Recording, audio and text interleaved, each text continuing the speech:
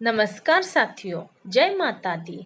आप सभी का हमारे चैनल दैनंदिन उपाय पर हार्दिक स्वागत है। आज हम लेकर आए हैं नवरात्रि के प्रथम दिन की पावन कथा, जो देवी दुर्गा के प्रथम स्वरूप माँ शैलपुत्री से जुड़ी हुई है। नवरात्रि का यह पहला दिन शक्ति की उपासना की शुरुआत माना जाता है। आज हम जानेंगे माँ शैलपुत्री की पूरी कथा, उनके अवतार का रहस्य, उनके पूजन का महत्व और उनसे जुड़ी आध्यात्मिक शक्तियों के बारे में। कृपया वीडियो के अंत तक हमारे साथ बने रहे और कमेंट में जरूर लिखें जय माता दी। नवरात्रि की प्रथम शक्ति है माँ शैलपुत्री। उनका नाम दो शब्द से मिलकर बना है। शैल जिसका अर्थ है पर्वत और पुत्री अर्थात बेटी, अर्थात वे है पर्वतराज हिमालय की पुत्री। माँ शैलपुत्री का वाहन है नंदी बैल। उनके दाहिने हाथ में है त्रिशूल और बाएं हाथ में है कमल का फूल। उनका स्वरूप अत्यंत शांत, सौम्य और शक्तिशाली है। कहते हैं कि जो साधक नवरात्रि के पहले दिन माँ शैलपुत्री की आराधना करता है, उसे अपार साहस और जीवन में स्थिरता प्राप्त होती है। तो आइए अब हम जानते हैं माँ शैलपुत्री की पौराणिक कथा। पुराणों के अनुसार माँ शैलपुत्री पूर्व जन्म में सती के रूप में जन्मी थी। सती भगवान शिव की पत्नी थी और राजा दक्ष की पुत्री। एक बार राजा दक्ष ने एक भव्य यज्ञ का आयोजन किया। उन्होंने सभी देवताओं को आमंत्रित किया, लेकिन भगवान शिव को निमंत्रण नहीं दिया। राजा दक्ष को शिवजी का साधारण स्वरूप पसंद नहीं था और वे उन्हें देवताओं में योग्य नहीं मानते थे। सती को जब यह समाचार मिला कि उनके पिता ने यज्ञ रखा है, तो उनका मन पिता के दर्शन को व्याकुल हो उठा। भगवान शिव ने उन्हें बिना निमंत्रण यज्ञ में जाने से रोका, लेकिन पिता के प्रति प्रेम और पुत्री धर्म के कारण सती अकेले ही यज्ञ में पहुंच गई।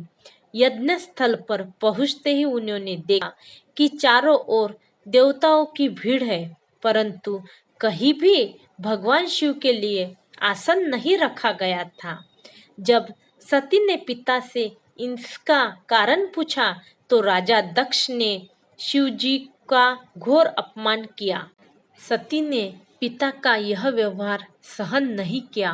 सती ने दृढ़ स्वर में कहा, जिस शरीर से मैंने जन्म लिया, वह शरीर अब मेरे लिए व्यर्थ है, क्योंकि इसके द्वारा शिव का अपमान सहा गया। यह कहकर सती ने यज्ञ कुंड की अग्नि में योगाग्नि द्वारा स्वयं को भस्म कर लिया। पूरा यज्ञ स्थल स्तब्ध रह गया। देवता भयभीत हो गए। सती के देहत्याग का समाचार जैसे ही भगवान शिव को मिला, उनका क्रोध भयंकर हो उठा। उनकी आंखें लाल हो गई, जटाएं खुल गई और उन्होंने अपना भयंकर रौद्र तांडव शुरू किया।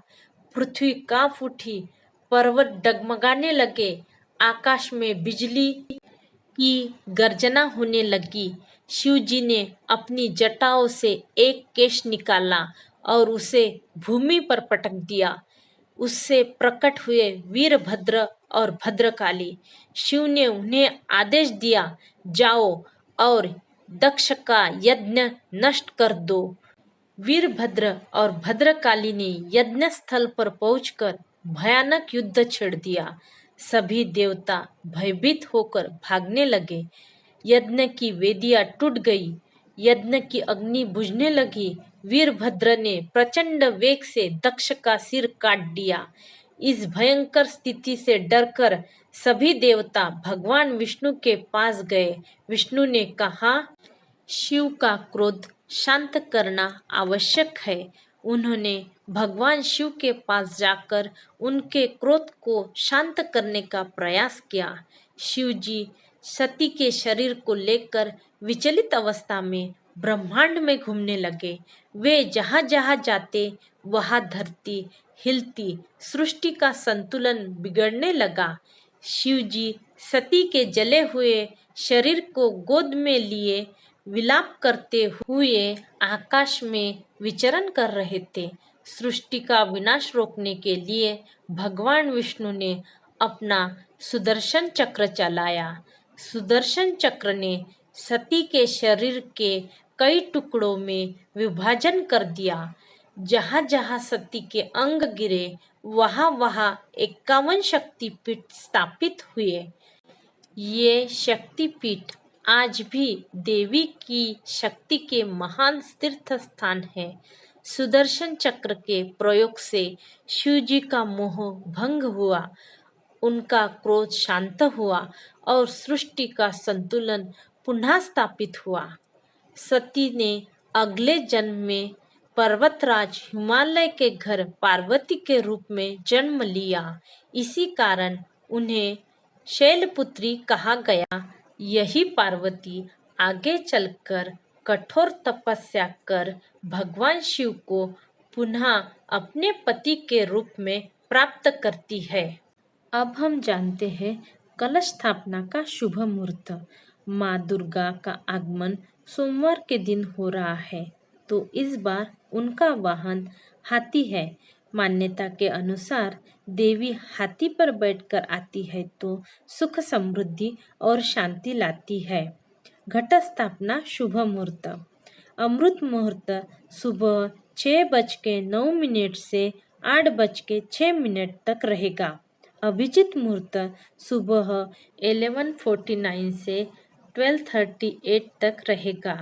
शारदीय नवरात्र में इस बार 10 दिनों तक माँ की आराधना कर सकते हैं। चतुर्थी तिथि में बढ़ोतरी होने के कारण 9 के बजाय 10 दिनों तक शक्ति की आराधना भक्त करेंगे। अष्टमी का व्रत 30 सितंबर को रहेगा। 1 अक्टूबर बुधवार को नवरात्रि समाप्त हो जाएंगी। पूजा के लिए आवश्यक सामग्री है तांबे का कलश, मिट्टी का कलश या फिर पीतल का कलश ले सकते हैं। गंगा जल या साफ पानी, आम या अशोक के पत्ते, साबुत सुपारी, सिक्का, मोली, रोली, हल्दी, अक्षत, नारियल, जौ, देवी माँ की प्रतिमा या चित्र, लाल कपड़ा, फूल, दीपक, धूप। पूजा स्थान शुद्ध करें। घर के पूजन कक्ष या उत्तर पूर्व दिशा में चौकी पर लाल कपड़ा बिछाएं। मिट्टी की थाली में थोड़ी मिट्टी डालें और उसमें जौ के बीज बोएं। यह समृद्धि और नई शुरुआत का प्रतीक है। कलश तैयार करें। कलश में गंगा जल भरें। उसमें अक्षत, सुपारी, सिक्का, गंध, अक्षत, फूल डालें। कलश के गले पर मौली बांधें और स्वस्तिक का चिन्ह लगाएं। कलश के मुख पर आम या अशोक के 5 पत्ते गोलाई में लगाएं। लाल कपड़े में लपेटा हुआ नारियल पत्तों के ऊपर रखें।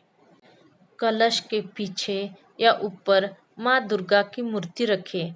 दाहिने हाथ में जल लेकर माता दुर्गा से प्रार्थना करें कि पूरे 9 दिनों तक आपके घर में उनका वास हो और परिवार पर कृपा बनी रहे।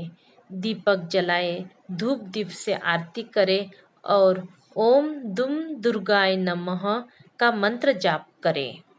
माता शैलपुत्री को श्वेत पुष्प, विशेषकर चमेली के फूल अति प्रिय है। भोग में शुद्ध घी का प्रयोग करें क्योंकि माना जाता है कि इससे माता का आशीर्वाद मिलता है और रोग शोक दूर होते हैं। मंत्र ओम देवी शैलपुत्रे नमः। इस मंत्र का 108 बार जप करने से मन की शांति और सुख समृद्धि प्राप्त होती है। माता शैलपुत्री की पूजा से जीवन में स्थिरता आती है। यह दिन विशेष रूप से उन लोगों के लिए उत्तम है जो अपनी आध्यात्मिक साधना की शुरुआत करना चाहते हैं। माता शैलपुत्री मूलाधार चक्र को जागृत करती है, जो हमारी ऊर्जा का आधार है। इस चक्र के जागरण से भय और असुरक्षा समाप्त होती है, मन में साहस और आत्मविश्वास बढ़ता है। कहा जाता है कि माता शैलपुत्री की आराधना करने वाले भक्तों के सभी पाप कट जाते हैं और जीवन में शुभता का संचार होता है। तो दोस्तों, यह थी माता शैलपुत्री की अद्भुत कथा और पूजा विधि। आज के दिन माता से यही प्रार्थना करें कि वे हमारे जीवन से सभी दुखों को दूर करें और हमें शक्ति, साहस और सफलता प्रदान करें। जय माता दी। अगर आपको यह वीडियो अच्छा लगा हो तो लाइक करें, शेयर करें और चैनल को सब्सक्राइब करना न भूलें।